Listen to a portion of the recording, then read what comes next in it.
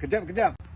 Tak nak ke buah sawit berganda macam ni? Keliling pokok semua ada buah. Kalau nak, gunalah Power Grow. Power Grow memang terbaik.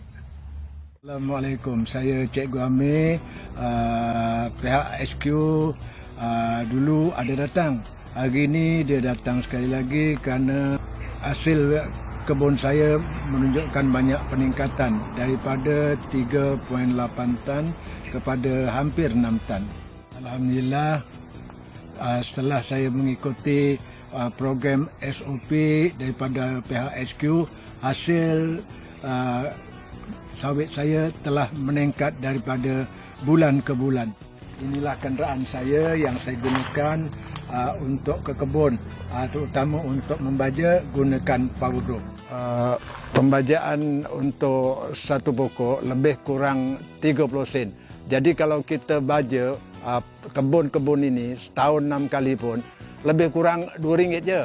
Tetapi kita boleh dapat hasil yang berganda. Saya sebelum ini pernah menggunakan baja jenis yang lain-lain, tapi tak pernah dapat pendapatan yang seperti ini. Jadi percayalah, pendapatan tuan-tuan semua akan berlipat kali ganda. Power Grow hebat.